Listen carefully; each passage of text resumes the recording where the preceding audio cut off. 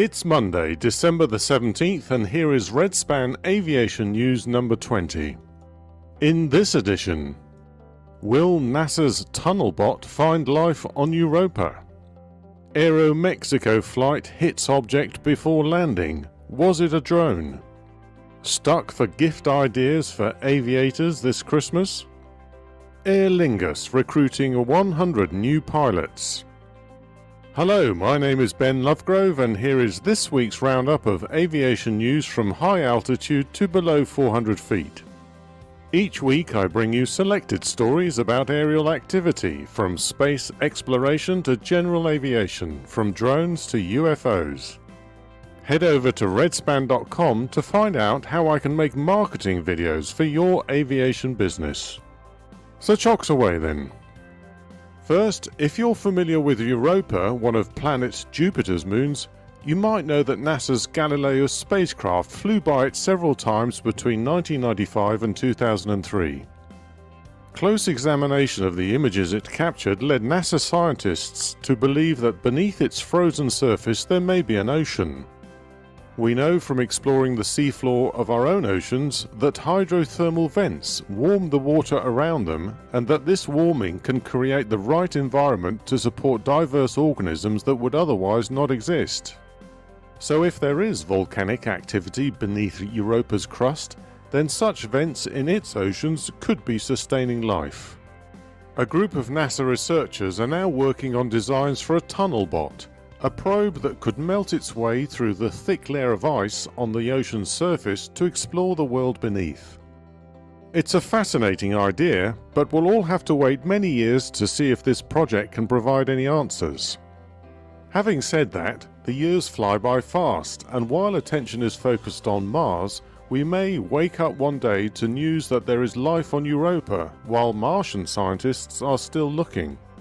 Next, an Aero-Mexico Boeing 737-800 coming into land at Tijuana International Airport in Baja California last week was in collision with an object that left a huge dent and a hole in its nose just to the left of center. Many headlines since have said that it struck a drone, but this has not yet been confirmed. When aircraft collide with one or a flock of birds, the evidence is usually plain to see, but in this case the damage shows no sign of blood, feather or any other clues. The aircraft landed safely without further incident, and there were no injuries to passengers or crew. However, if it was a drone, then it once again highlights the dangers created by the few rogue drone pilots who fail to comply with the best practices demonstrated by the vast majority of drone pilots. Next, ask any aviator what they want for Christmas and you'll probably get a long list as they reel off dreams of new or vintage aircraft and the hangars in which to shelter them. But for most of us, our budget doesn't stretch that far, so instead, why not buy them a book or DVD that they can read or watch during the winter months? While they're counting the days until the local grass strip is free of water, ice or snow, they could be learning from those who have written of their aviation experiences.